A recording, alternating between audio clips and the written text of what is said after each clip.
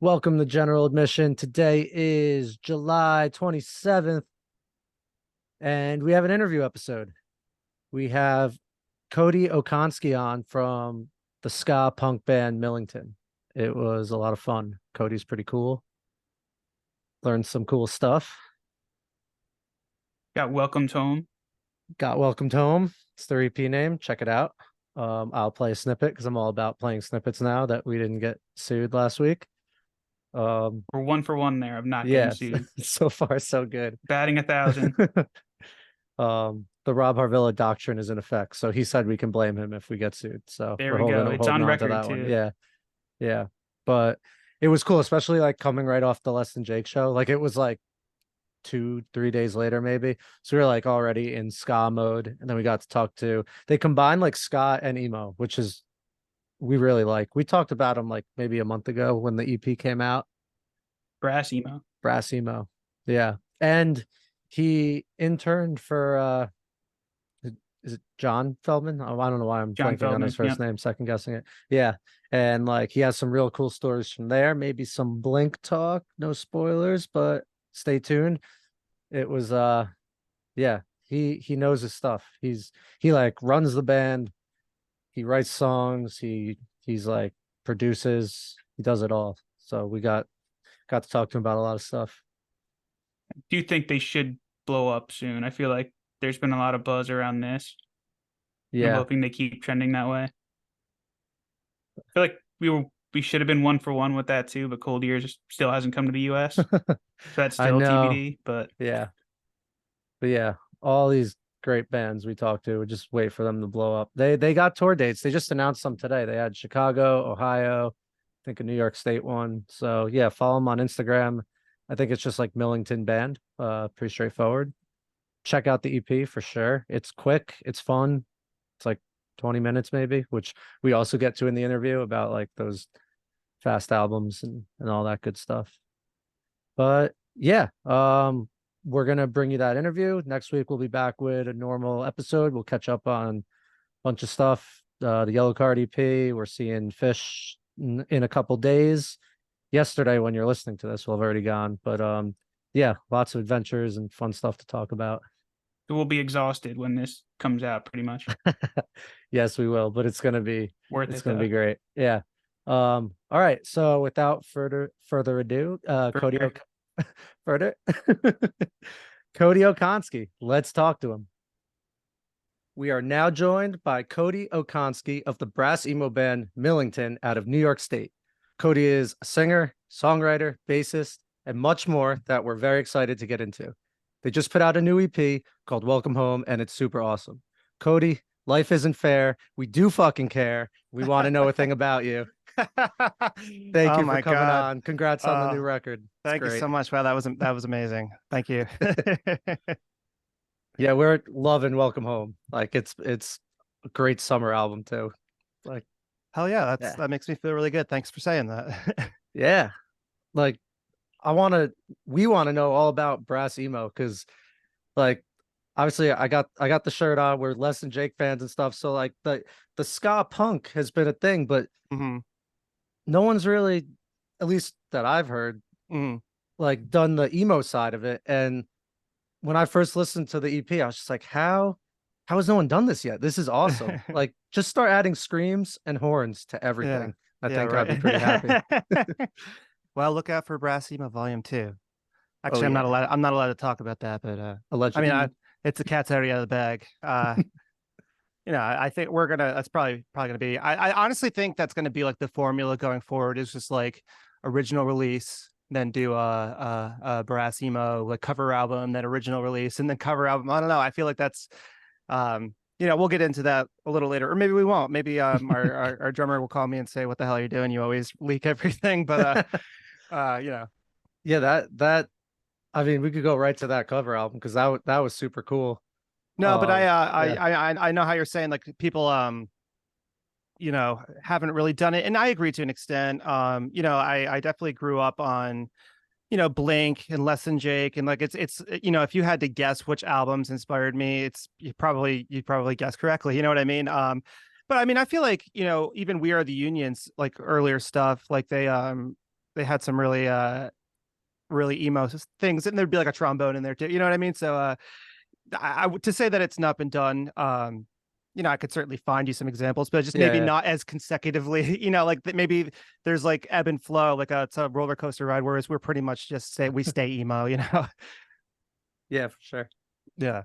Yeah, I feel like we're like very like high level like ska fans. So like I feel like when I heard this, like I feel like I haven't heard something like this in a really long time, but I also might just be like out of the zone a little bit. But like it was just such a breath of fresh air. And like this is one that's so easy to hit repeat on. And like it's definitely been like one of the albums of our summer so far.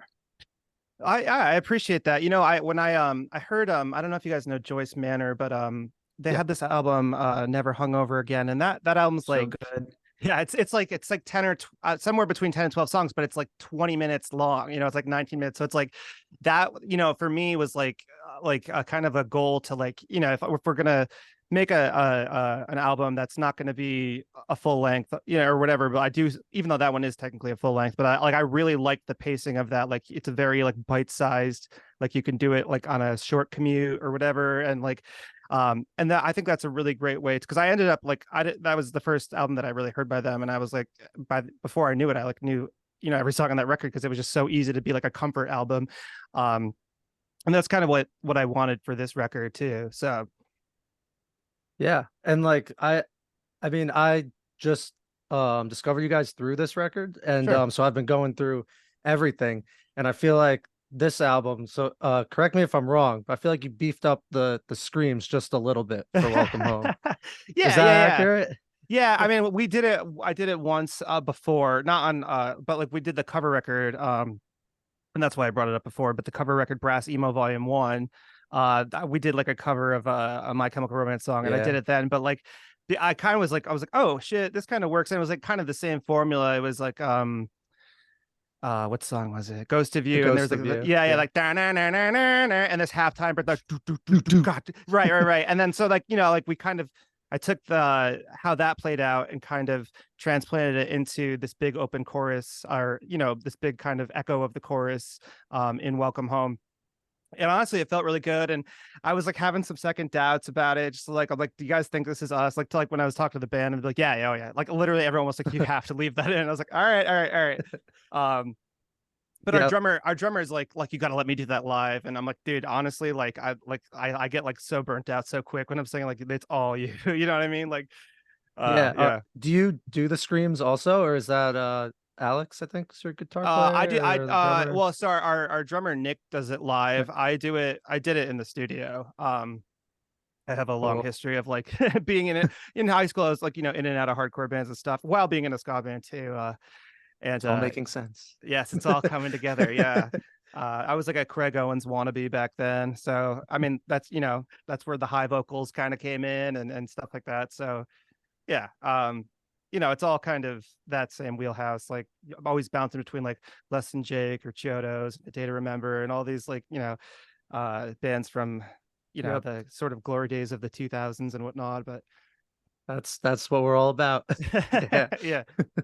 Like you said, A Day to Remember too, because like they're known for like mashing up two sounds you wouldn't usually expect to go together, and like you guys are kind of doing the same thing, which is really awesome. Yeah, what's funny about that is like I never knew what to call them, and then I like a couple years into when I I was enjoying them quite a bit back in like 2012 and stuff and like that, and then like a couple years went by and I went to their show and they had a shirt that was like Florida Pop Mosh. And like I'm just thinking of that now, like that's like the same thing that I'm doing with the Brass Emo thing. Like that's just like, just burnt, like two little, I don't know, like it works. I mean, that's definitely what they are, or what they were at the time. But yeah. I have to ask, like, do you notice like with your fan base, like kind of with Day to Remember, you have like the hardcore side and like the pop punk, like lighter side, and like the fan base kind of split. Like, do you have that with would you say you had that with your fan base too? And like kind of how do you try to balance 100%. between the two? 100%. And I honestly, at first, my greatest fear, because I've been in a lot of iterations of ska bands of like, we're adjacent ska or blah blah blah. We're like, oh, we're full ska this time. But in Millington, my greatest fear was like oh, like the ska people are going to say we're not real ska, and the pop punk people are going to be like, oh, that's ska, I don't like ska. But it's actually been, I think the songs have kind of bridged the gap. And yes, we do get both camps. Probably a little bit more pop punk fans than like ska purists or anything. But we're definitely accepted by the ska scene. And some of the best compliments that I get are that people in the ska scene be like, oh, like my friends don't love ska, but I use you guys to like be the gateway, gateway ska or whatever. And I'm like, yeah, I've actually heard that that it's kind of like a unique thing to say, but I've heard that iteration used many times, like in isolated cases. Like, oh, like, wow, I'm glad that multiple people have said that we're like gateway ska or whatever. So Gateway ska. yeah. Brass Emo gateway ska. Yeah, I love yeah. it. And like it probably is great for setting up shows because you can pull from like both camps too. So Yeah. you're welcome like with such a variety. Yeah, I would say so far that's pretty much been the case. I don't think we've got any kind of, I mean, we still like don't get on like hardcore shows or anything like that, but yeah, maybe someday, maybe when I throw in some more screams, they'll let me in. Yeah, keep them coming. Yeah. But I have like a kind of a songwriting question I've always wondered about with ska, and I'm sure it could really relate to anything, but like how do you balance or choose like what instruments to pull from for parts? For example, like bridges, like you can have like a sick bass interlude, but then you can have the horns. Like, do you try and give each section their part throughout an album, or does it just kind of happen naturally while songwriting? So that's a really good question. And I'm going to try to answer that concisely, even though it's giving me like so many different ways to answer this. But so if you listen to our song, Push Your Luck, for example, that Awesome song, bass tone. yeah, thank you very much. So that song, I was like, man, I really love the bass part I wrote. If I come up with an active horn part, it might kind of obscure it. So I kind of gave the horns a more like pushed back part, and let that be kind of like a bass song. And I don't usually like start it out that way or think of it that way, but like my approach is usually like, okay, start the song. Are we going to go to vocals first? No, we're not going to vocals first. So let's do kind of like a horn thing, and we're going to put the horns forward, and they're going to play very actively. And the bass is probably, unless it's like a ska part, the bass is probably going to be a little bit more along with the guitar. And then like if it goes to a part where it's like a little bit more open, then I might do like a more active bass part, and the horns will probably be a little bit more accented during like the vocal parts and stuff like that. But like the last thing I want is everybody to be doing something very unique at the same time, because I want there to be like sort of like emphasis on parts that are really important. One of the guys that's like known as the best mixer, CLA, Chris Lord-Alge, is like make two things good or something on the record. I don't, that's probably like a bastardized quote, but like I've heard through the grapevine that he said like make two things good. So I've kind of thought about that, like, okay, the guitar is going to shred here and the drums are going to crush here, kind of thing. And like everything else is going to kind of support that in a way that sounds great, harmonically and sort of like sonically, but not like the spotlight, the sort of metaphorical spotlight isn't going to be shining on all six of us at any one time, I feel like. Yeah, but the wealth is still spread. Yeah. Yeah, that makes sense. Yeah. Yeah, because it has got to be a lot to manage with all the different parts, but it seems fun and it comes together great. Like Marianne comes to mind, where you have the horn section kind of like teasing the chorus like right off the bat. Like that's cool. Like there's so many I love things you can do. So I mean, it's not a new idea. Like playing the head, quote unquote, is something that like dates back to jazz and probably even before that. But like, so I love doing that because I think it kind of sets up like this sort of like false nostalgia for like by the time you get to the chorus, the listener's already like, wait, I think I know this song. But even if they don't know it, they might feel like that. You know what I mean? So they're kind of already like personally attached, in my opinion. And that's kind of why I like doing that. Yeah, I love that. And I love when bands kind of tease a chorus but then go into another verse. Like Weezer likes to do that a lot. Like okay, yeah. make me want the chorus. Like So I you're want to talking be about singing it. they might like play a verse and then a pre-chorus and then go back and did not even go to the chorus yet. Just go to another verse, then hit the chorus, and then when you listen to it on repeat, you're dying for the chorus, and you just know you gotta wait. It's fun. That I mean, I've done that before, like in many years past. I feel like I've gotten a lot of not. I've never had a record label, but I've heard like labels want you to like get to the chorus by like the minute mark or something like that. Yeah, So I've ever heard that since I too. kind of heard like those kind of rumors and stuff like that, and like the pop kind of influence, I've like always been like like I love the idea of like build, and oh, we're back in the verse, but like Yeah. at that point you're getting to the chorus by like a minute 45 or something, and I mean that's totally fine. I think there's no rules, but like I think I just like my teachings and the things I've learned are just kind of like steered me away from it. I don't know. Speaking of your teachings, we did read that you interned for John Feldman. Yes, So yes. we're very curious what that whole process was like. So that was like basically one of the guys in a large ska band that I used to chase around was like, oh yeah, if you ever like want to, I was in the ska scene kind of growing up. Not like there was a huge one in New York or anything, but or where I live in New York, but a band would come to town, an unnamed, I won't say who, large third wave ska band, and I got to know the saxophone player, and he was like, "Oh yeah, like if you ever want to go and intern in LA, just let me know." I'm like, "That's what I want to do right now." And then it took like a couple more years of like, they would come to town, I would try to get his attention, and eventually he got me hooked up out there, and I went out, and yeah, that was it was kind of crazy because that he up until that point he was doing like these sort of like main stage Warped Tour band level bands, like Sleeping with Sirens, and I think he actually had just done the 5 Seconds of Summer record, so that he was getting bigger and bigger, and they were like, oh, we're doing like a really big project right now, but we can't tell you what it is. And by the time I get out there, I was like, oh, it's Blink-182, so this is like my favorite band. uh so like I walk in the door, and like Mark Hoppus greets me, and he's like 6'3", 6'4", 6'5" with a mohawk or whatever, and it just like massive hands. He's like, hey, I'm Mark, and like, do you know how to I use like Machine, like which is like it was like a yeah. like a DJ thing that he was trying to program or whatever. I'm like, I have no idea, but I really wish I did, because like, that would be an awesome first impression if I was able to help you out with that. Yeah. Just like immediately start mixing. You were out Yep. there Yep. for, was it the California album? I Yeah. think is that? Yep. Yep. Oh, that's sick. So did you have like any part in it? Were you just around it? Like how did that kind of go? Like what did So you do for Feldman? yeah, so like I mean, I was super. I mean, he had two actual like audio guys on top of what he was doing.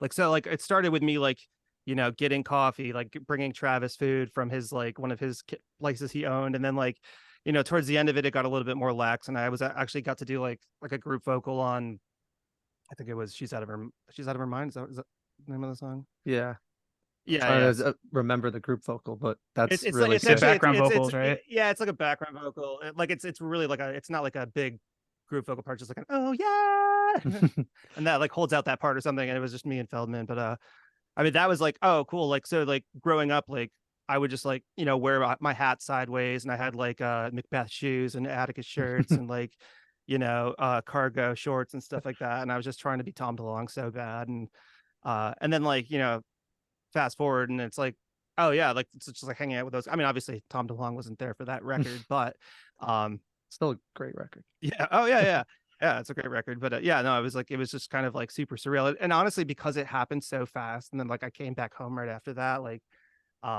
it almost kind of feels like not real, in a sense. Like it's like oh, like we're probably like 8 years removed from it at this point, or 7 years or so, and I'm just like what, Yeah. did that shit really happen?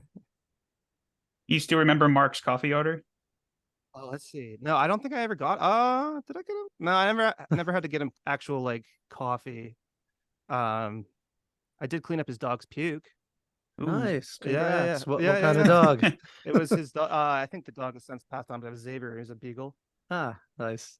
Did Travis ask you questions, or did he just use one of those snare pads and drum on it to communicate? That's really funny. Like, because that's exactly what I would have thought. But he was actually like I always saw like I was like, oh, if I ever met Tom or Mark in real life, I would like I'm already like one of them. They're gonna know me so well, and like I feel like that just that thinking like backfired, and I was always just like way overstepping my boundaries in front of Mark, because like I'd be like, oh dude, what if you tried this on a song? You know, like I can't believe I did say that shit to him on the first day. And I hope you guys get secondhand embarrassment. This is like, I don't know what the fuck I was thinking. But the segue from that is, I think, because like I never like felt like I knew Travis through the songs, because I'm, you know, I do drum, but like I'm not, you know, like I just, Yeah. he was like super, like for me, super easy to talk to. And he asked me, like, he was like the one that was like asking me about my life, and like I was having like some like minor health issues, and he was like, oh yeah, man, like I know a doctor, man, if you need, like, or, you know, like if any anything, you know, like, and he's like, yeah, grab my number from one of the guys, and I'll help you out. Yeah. And or like he's just like super polite. And like I actually got to jam with him once too, like I was like doing like a sound check or something, and yeah, like I got to play a Goldfinger song or two with him, and yeah, I don't know. It was just like I totally wasn't expecting it, but he ended up being like the one that was the most easy to get along with, and the one that, like, you know, I feel like made an impact on me. So That's yeah. amazing. Yeah, and now he's larger than life. He's right back in the news, I feel like. Yeah. And he So works with so many like younger bands that it yeah. almost kind of makes sense that like he has that type of personality. Yeah. Oh yeah, for sure. And he's like, he's found a way to like always stay like super relevant at the top of the, you know, just like a household name. I don't know. Even though Blink is like an older band now, like almost like a quote unquote classic rock band now, you know what I Right. mean? Like he doesn't seem like he's like a classic rock drummer. He just seems like a important person. I don't know. Was it cool seeing how Skiba operated, especially like being so new to the band at the time? Yeah, honestly, like I didn't like, it was pretty much towards the end of the record. I didn't get to see him do a ton. Like I've seen clips of him like singing in the studio from like right before I got there, but I didn't get to see a lot of him, to be honest. Yeah, I So was kind of bummed out. where was Millington during all this? Did you have anything out yet or No, so I was writing I wrote my first two songs while I was out there. I wrote Forget Me, and because, well, I thought my old band was gonna get back together. So I wrote it like way lower than the rest of our songs, because our old singer you know, had a lower voice. So I wrote it considerably lower, and then I wrote the song California Songs as I was like getting ready to leave, and that one's kind of like about feeling homesick and stuff like that. So it was just like a project I had going on my laptop in Van Nuys, just like kind of missing making music, and kind of like being inspired every day by working out there, and being like, wait, I can literally do all this. And like not thinking that I was like I can do this better, but like I'm like you know, like watching like bassists for certain bit, not that, okay, it wasn't Blank, for sure, not Blank. First I'll say that, but like watching like a bassist from certain band like fuck up a line or two, or watching like somebody not quite get the rhythm for something, and be like, oh, like this is, it's all like, you know, a big branding thing, but in some ways like it's not like any one musician's better than the other. Like it's not like I don't have what it takes to do this. It's just that, you know, these people, you know, probably worked really hard leading up to this moment, and got into the studio and got like selected to do this big project or whatever. So like I was like, okay, like I'll start writing songs, because like that's, you need to have that, and we'll kind of see where that goes. And I mean, this was 2016, so Millington like officially put their first record out in 2018, because I just, I don't know, you know, I like to take my time with some things, you know, but yeah. For all intents and purposes, the band started in 2018. Yeah. so you come back and you now have this experience and stuff and you're Mm. ready to start it up and you guys get it going. And did you like jump right in the shows or was it more of a studio thing for a while? Yeah, I think it was a studio thing, honestly. Like that's what I went to school for before I went out to LA, and I've always been more comfortable in the studio than on stage. I mean, I will say these days it's about the same for me, but you know, I was always kind of more comfortable creating and then like doctoring audio in a certain way, and like trying to make something as pristine as possible without having any seams. And just not like overproducing. I know it kind of sounds like I like really produce stuff, but I mean just like making it super musical, but also very like, you know, have a nice sheen to it. Whereas like, you know, I think live it's just like, I don't know, you like when you're performing live, especially in the early days, like your sound is kind of like well, not only unpolished, but like you're sort of at the mercy of a sound guy for, you know, Yeah. for a lot of it. And you know, we've had good sound guys, we've had bad sound guys, sound people, and you know, and I think it's we're playing bigger shows now, so we're always getting professional people for the most part. But I'm such a control freak, Yeah. especially because I'm the one like mixing our records that I don't know. I always kind of like just critique it super hard and Do you use Pro Tools or what's your Yep. yeah, that's the Yep. go-to, right? Yeah.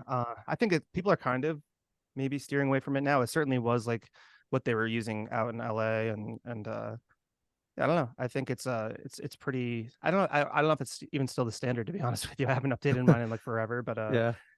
but I've gotten used to it, and kind of like when you get used to a DAW, then it's like it's kind of like unless you have a real reason to jump ship from it, that it's Yeah. kind of like what you've put all your eggs in that basket and stuff like that. So You know what people are jumping to now instead of oh Pro Tools?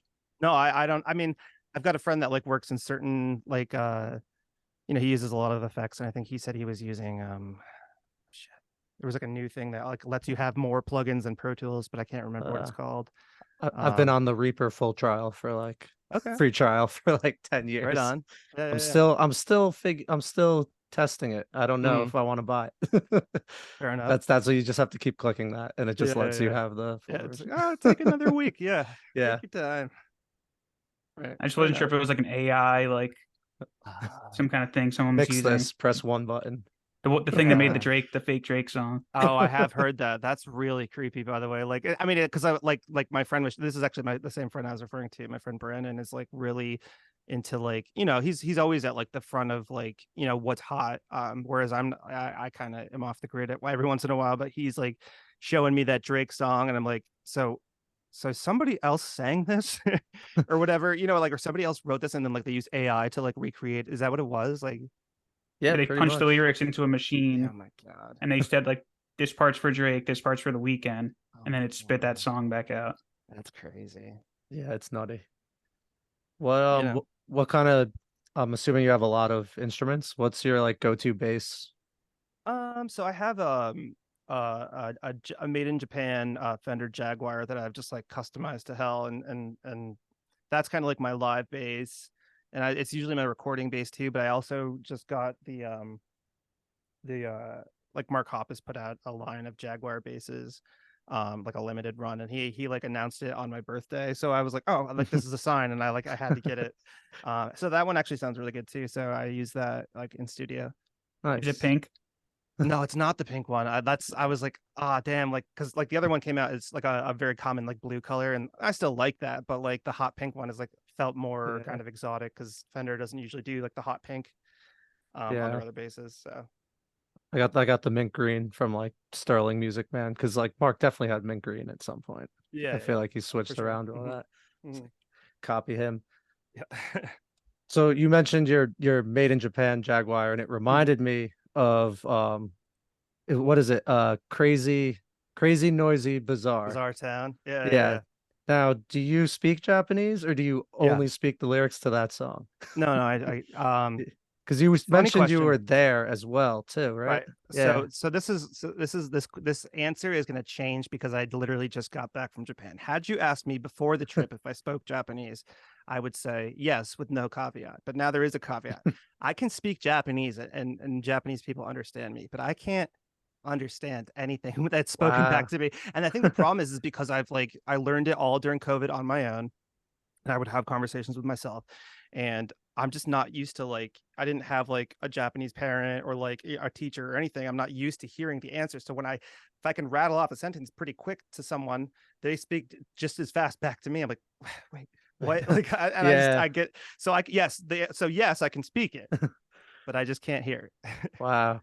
So Yeah. you just learned it on a whim Yeah, during, well, yeah. we had a fan on our in our early days that like reached out to me in a tweet and this is back when we like we got like on our first song on like a playlist, but we didn't have like a lot of like interaction with fans or anybody.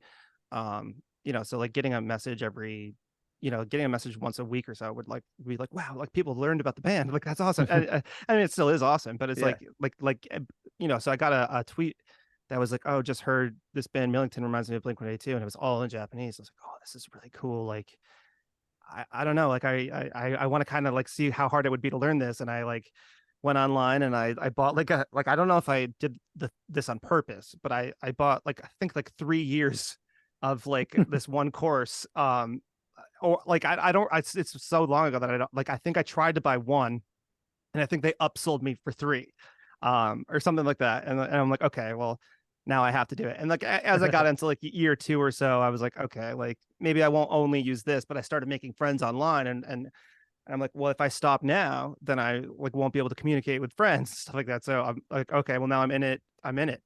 So yeah. Is that how you got connected with the Do?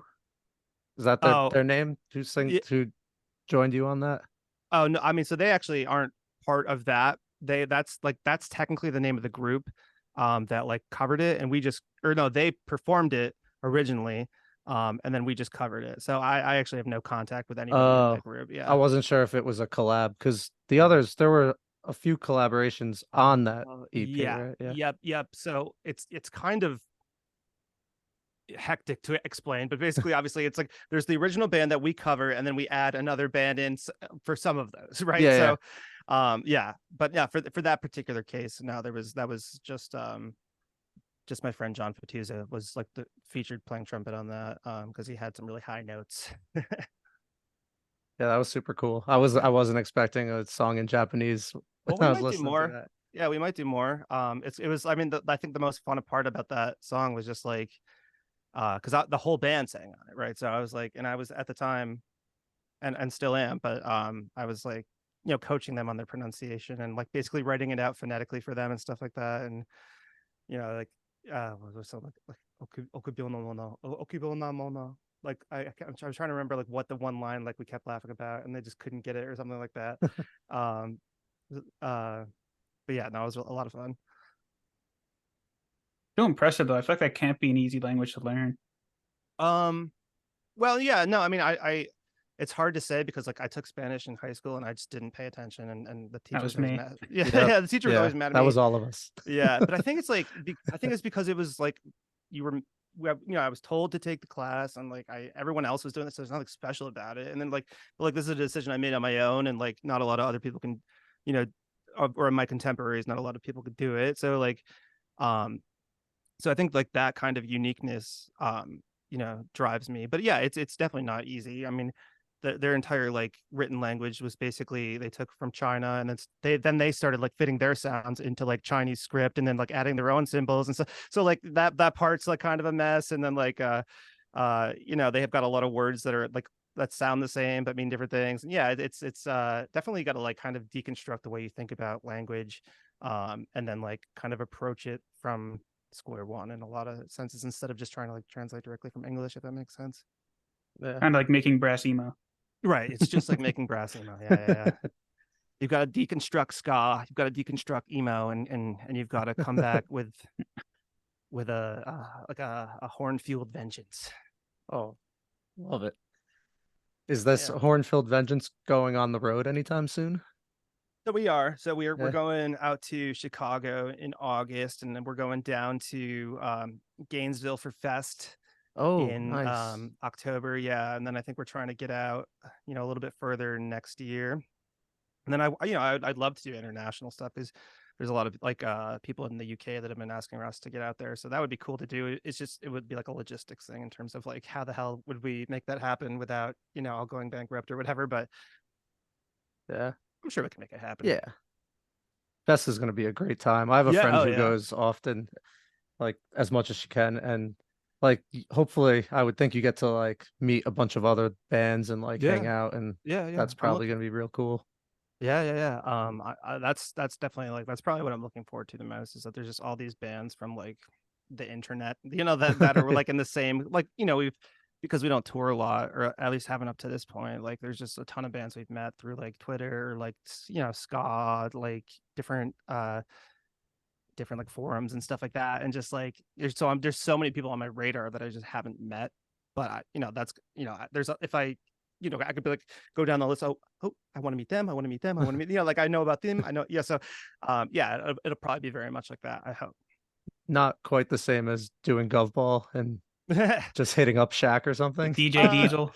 Well, the thing about Shaq, I mean, that was kind of weird because like there was like a VIP or like a performance, section with all the trailers in the back of Gabal, and like there was like a artist village, as it were. And amongst the very artist village, like we've all got our trailers and stuff like that. And like I feel like Shaq had like his own trailer, and like there was like one point that he came out and like all the artists lined up to meet him. You know what I mean? So it's like all these people that are like, the performers of the very event, I mean, I don't know that like Another level of celebrity. right. Yeah. It's just like, like a literal living legend. You know what I mean? So yeah, I mean, I wasn't there for when that was happening, but our guitar player was like, he took a selfie, and like in the background there's a line of people in the artist village like lined up to meet Shaq. He's like, looks like Shaq just stepped out of his trailer or something like that, yeah. That's wild. Yeah, it was. Yeah, it's certainly, because I mean there's not a ton of like pop rock bands that play that event, so that was really cool to do that. I mean, to be one of the few groups that was like 100% fueled by their own instrument kind of thing. Not knocking DJs or anything like that, because obviously there's, it wasn't a rock festival, but it was, I think like, the guy that was we borrowed the guy that was like leading the sound of the entire event. I think he was somebody that like used to mix a lot of rock shows but now does mostly festivals, and like he was excited to help us out, and we were really excited to have him. And yeah, just like kind of, I don't know, there is something definitely magical about like a huge stage, and the only thing that is the instruments, and if you miss a note then everybody hears that. And it did happen, and that's okay, but That's part yeah. of the fun. Yeah. Like, Oh it yeah, just makes it real. for sure, agreed. So Nick Yeah. and I were at the Less Than Jake show the other night. We were like really hoping you guys were going to be opening. So I feel like you would have fit in perfectly at that Yeah. anniversary show. oh, that's where that shirt's from, the Yeah, the View. Rockview tour. That's like one of my favorite albums of all time. Like that's that where are you guys at? Where did you go? We're in New Jersey, so Oh, we okay. saw it in Asbury. Oh, sure. Yeah. But they also Cool. played Irving Plaza, I think, like the night before. Okay, yeah, makes sense. Yeah, that I'm sure it was a blast. Did they have any like fun shenanigans that they always do shenanigans, I feel Yeah. like. It was light on the shenanigans, Oh, I think. really? Right, Oh. I Brett? think they were surprised how small the venue was because like there was no like security up front. So like they Yeah. literally had crowd surfers like falling into them. Oh. Yeah, there was So no like they had to like barricade. move the microphones back. So I don't think they were Yeah. too thrilled about that. But Yeah. Yeah, we brought the shenanigans. Right, for right, that yeah, the right. show. crowd did. Right, fair enough. Yeah, then Voodoo Glow Skulls opened, and they were Ah. pretty shenanigan They had a lot of filled. shenanigans. Yeah, Yeah. Is there like costumes a and bunch of like people in that band? Isn't that like a huge band? Or it's pretty no? big. I think it's like probably standard as far as like Ah, ska goes, because they had a couple horn players, okay. 2 guitars, bass. Yeah, Huh. but yeah, they were full of energy too. It was a good time. Nice. Do you get out to shows, or are you Yeah, busy yeah. making music? I mean, I'm not like, I think if if my friends heard me say that I'm like a quote unquote show goer, they would probably scoff, because like I don't go to a ton, but I do go to some shows. My girlfriend is like a huge concert goer, so she like pulls me out to a hardcore show or two. I mean, I'm not a huge hardcore guy, but I definitely go to some of those. And then like, some obviously pop punk shows and ska shows. I didn't get tickets for this Less Than Jake tour, but I definitely would have loved to go see it if I kind of jumped on them earlier. I think most of the shows are sold out by now. I'm going to Baby Metal in September. I'm really excited for that. That's gonna be sick. Yeah. They're playing with Death Clock, like the, or Yeah, it's it's like from Metalocalypse or whatever. So That's it's like it. not Yeah, even yeah. a real like band. Technically, it's mostly like cartoon guy, even though it's like real people on stage. But yeah, that'll be fun. You're in Albany, Yeah. around there? Yeah. Yeah. I don't know too many venues. There's one venue up that way I used to go to here and there, but it's kind of a hike for us. Yeah. No, the only like venue that we kind of have in Albany, it used to be in Clifton Park, but now it's in Albany. It's called what the hell's it called? Because they always change the name. It used to be Northern Yeah. Lights, then it was Upstate Concert Hall, and now it is Empire Live, and that's like 1,000 cap. And I think like Les and Jake would probably play there if they, but it's just like routing through Albany for a lot of like touring bands doesn't always make sense, because you can do the city, you know what I mean, and you can also do like other states around here. So it's kind of just like a weird area for bands to come through. Yeah. How's touring been going as far as like you doing small shows, meeting up with other bands? Or are you trying to like, I know you kind of mentioned it before, going to Chicago and Mhm, Gainesville. Are you mhm. trying to map out like a whole thing, or is it just like shows here and there for now? It seems a little bit here and there. I mean, it's getting a little bit more connected, right? Like we used to do a lot of like weekends, and now it seems like we're doing like 5, 6 day runs, which will be cool. And it's we haven't really toured with like a larger group yet. And I think that would be fun but for right now, it's just kind of like our saxophone player Pat books the shows, and um kind of with them being our shows in mind. So, depending on the area, it might be hit or miss. I know that the Chicago show's selling pretty well, Nice. allegedly, and but like the shows before that, I'm not sure if they've released tickets. I don't know if people will come. I'm not sure, Yeah. but it'll be cool if they do. It's always cool, even if it's not like a ton of people. Even if we can just get out and meet a couple of the people that have been like listening to us, like that's worth it to me. So Yeah. And you get to see a new city like because yeah. of your music. Yeah. I think That's that's awesome in always really itself. cool. Like, kind of like looking around, like eating at the local eatery and like looking at your friends and be like, damn, like we're here because we're doing something cool. Like that's always like a really cool part of like touring. Yeah. Yeah. Just you're still like relatively early on as far as like the band's concerned. Like you started in Mhm. 2018, you said. Yeah. Do you follow like stream numbers and like do you look at those things? Or because it goes two ways when we talk to people. They either Yeah. love looking at it or they ignore it completely. I feel like I should say something cool here, like I'm aloof and I'm like, oh, that shit, I don't even pay attention to that. But like, no, I mean, I'm like, I love I paying I attention I to it. am I am like I have days where I'm like horrified, and I look and I do check it every day. I'll say that. Yeah. I have like the Spotify for Artists app, and I check every day, especially because we just put out a record. But you know, yeah, I mean, at the end of the day, it's not really something to like if you have a couple bad days or like a real trough, as it were.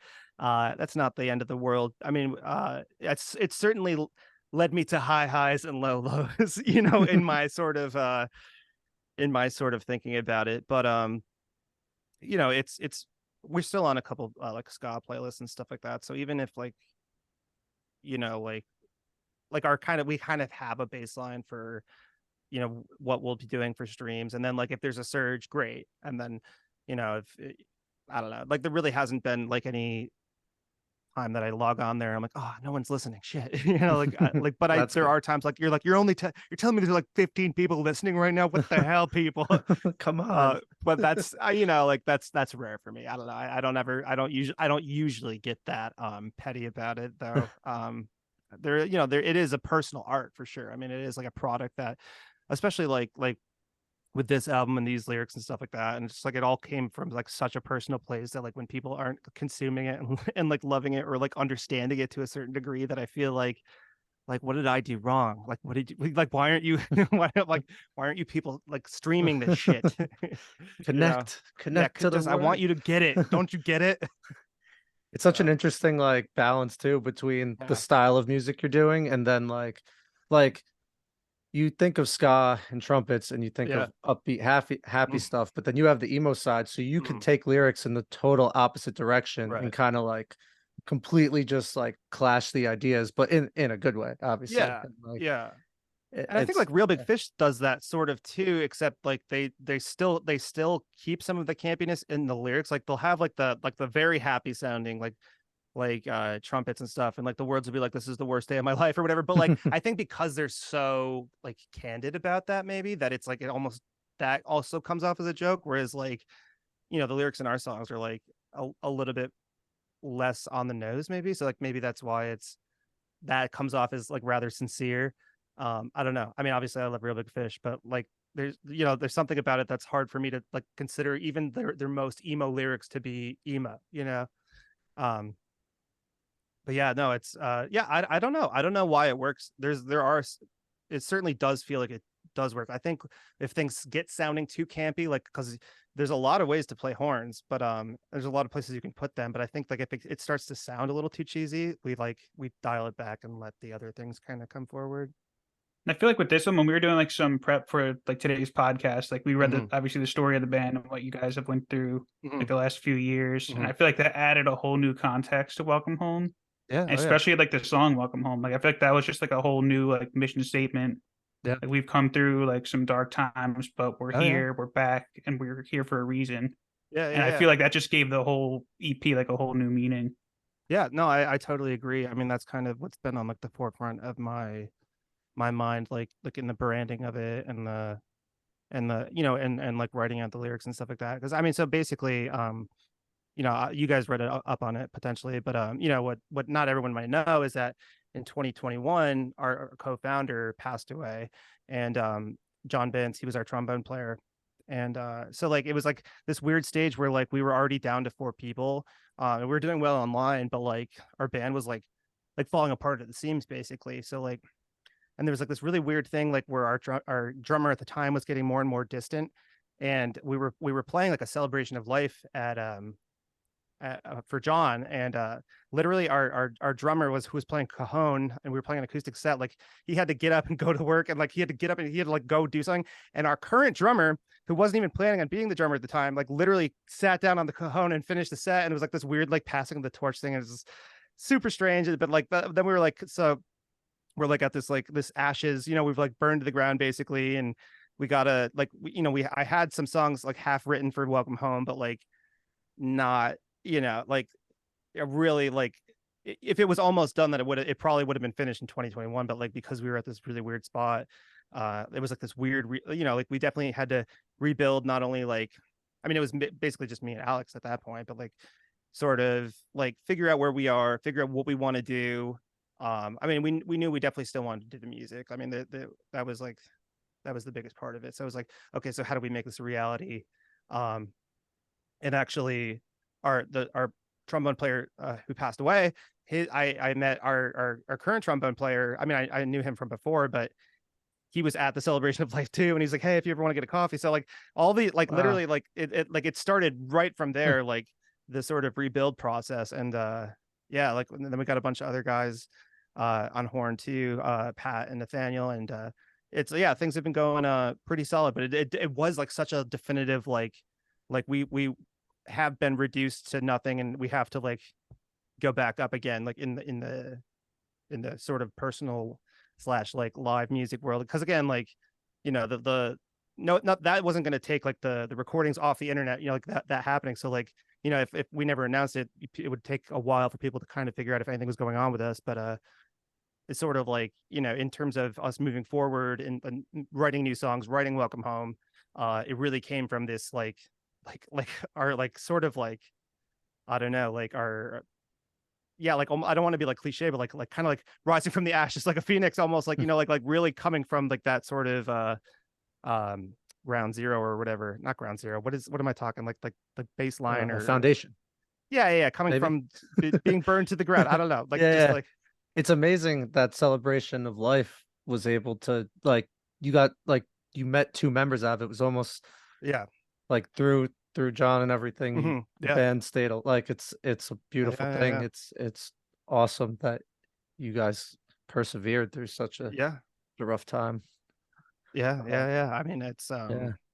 for sure. I mean, And yeah, then I'm glad that like we're in a sense we're like stronger than ever. Like I definitely, and it probably comes off in the songs a little bit too, but like, I turned 30 during that time. Like I'm not, a perfectly happy person. I'm not like I think life kind of, in a certain sense, like as you go on, you there obviously good things happen, great things continue to happen, but like also you do like gain scars as you go on. And I think that I'm more of a scarred person, you know what I mean? So like I think some of that probably comes through because like a lot of the songs that are past are, like, while they're quote unquote brass emo, like, I was having fun like writing songs about certain things, and like these songs are kind of like a reflection of some of the anguish a little bit. But I mean, there's still like, in a sense, celebrations of music, but like, yeah, a lot of them did come from like, a fairly dark place. So yeah, I mean, like we're the same age as you, like yeah, 31, 32, whatever. And like it is like in it, that alone is just hard. It's yeah, like you're like yeah, have these responsibilities that like you don't know where they came from. yeah. Like the duality Then of like like feeling yeah, like a kid, but Yeah. you know, being you know, like the certain societal pressures, and not only that, but like sore back in the morning. You know what I mean? Yeah, Like right. Definitely sore back. Yeah, that show the other day really did a number on me. Oh my I've been God. just Yeah, like yeah, yeah. crushing Advil and Tums for Oh like my 4 God. days. Yeah, can't Well, eat certain things anymore. No. Well, that's the thing. Like when for like I don't again I said I don't go to that many shows, but for most of them I'm like not in it. But for the shows that I do get like the rare one off where I'll go into like the pit or whatever. Like yeah, that like messes me up. Yeah. It's So cathartic though. I feel like oh once or yeah, twice a year at least, I need to just like run around with like sweaty dudes and yell oh yeah, lyrics yeah, at yeah. a stage. 100%, 100%. Yeah, And that's I like get you. the awesome thing. Like I love like all emo music, from the early Mhm. 2000s to like everything that's been going on in the past like 10 years. Like it's really amazing like how many fantastic bands come out of it. Mhm. And yeah, the lyrics are so hard on your sleeve. So like it's gotta be it's gotta be Yeah, yeah, rough at times, but yeah, yeah. to put it into those songs is really awesome. Yeah, yeah, and it is I would say cathartic as well for that. I mean, I Yeah. think it's very much like to say that if I didn't have music, I don't know what I would do. I mean, I'm sure I would channel those same feelings into some other art form probably. I mean, I think that like we talked about Japanese earlier, and for some reason not to go back to this because it's a little bit dark, and I don't know how if these kids on the podcast can handle it, but no, I'm just kidding. Like when John passed away, at first I was learning Japanese obviously at the time, and I found myself expressing my feelings more to my friends online because I was like to like even type out those words, like you know what I mean, like in English it felt a certain way, but like it's like all these symbols that like I know what it means, but it doesn't, like it's not like this movie moment where I'm like looking at what I just said and then click set, you know what I mean? So like like I feel like that's like almost like another art form that like I would probably go down as like foreign language. And I think that like there's tons of ways to express oneself, be it like visual arts or different languages, poetry, blah blah blah. You know what I mean? So, but I think my main vernacular obviously is songwriting, and it'll continue to be so. And unless I get you know, if someone else, because these are all pretty much new guys. All they're only like a year into the band, other than me and Alex. So unless they start vying for power, you know what I mean? If they start they do a mutiny Mutiny. and yeah, and they're like, we're gonna write songs now. And I was like, that's my one thing, you guys. You can't take my We're one thing. we're gonna be brass hip hop now. Yeah, no, Sorry. that's no, that would be cool as hell. That would be My kind of cool. problem would That'd be be really cool. if they tried to do Brass Emo just without me writing it. You know what I mean? Yeah. Yeah. As So I don't know. as far as like other art forms go, like do you do visual art? Like who does art for the band? Like the album cover is super cool and Yeah, so for all your stuff. that's Katie Bierman. She's done all of our well, she did our last she does I think she did all of our single art. She didn't do the first record, but she did Beat Down Generation and she did Welcome Home. And she's done a bunch of merch for us too. Yeah, she's really great at that. I'm so bad at like I can't even hold a pencil correctly, so I can't like draw. I can't like envision things. I can kind of talk about what I want in terms of like art if I'm like working with somebody, but I'm just so bad at that. Like in terms of visual art, I'm absolute garbage, stinky poo poo. It's So all about the audio. oh yeah, right, yeah, yeah, Yeah, yeah, exactly. very cool. Yeah, you think you'll make it to Jersey eventually? Oh Or yeah, for even sure. like, some New York City stuff would be Yeah, fun. yeah, I think Well, we'll probably do that again this year at some point, I'm sure. And nice. we were in Hopefully we Asbury can catch Park. you. We played Asbury Lanes. It's too bad you're only finding about us now because I know. Damn. we were there. I think was it end of last year or was it earlier this year? I don't know, but it was very recently. So Ah, darn. I'm sorry I missed it. that's all Shit. right. Yeah, yeah, yeah. I It's feel all like good. you're a band like New Jersey would love too. Oh Like yeah. you're right up our alley, probably. Oh, Certain like well, Streetlight came through and the yeah, that's crowd we true. saw last night and everything. So Yeah, yeah, yeah. No, I mean we have played Jersey a couple times and it's always been really, really solid. So I mean we'd love to come back. Sweet. Yeah. Cody, thank you so much for coming on. This was Yeah, thank a you. lot of fun. I don't know how to say thank you in Japanese. It's not Arigato. konnichiwa, is it? Oh, Oh, arigato. Of course. yeah, I yeah, knew that. yeah, I yeah, did yeah, know that. Damn. Arigato. yeah, yeah, yeah. Yes, thank you for coming on. We love the album. We can't wait to hopefully see you live and whatever else you got going on. We're here for it. Hell yeah. Thanks so much. Yeah. Thank you. Talk to Thanks, you soon. Cody.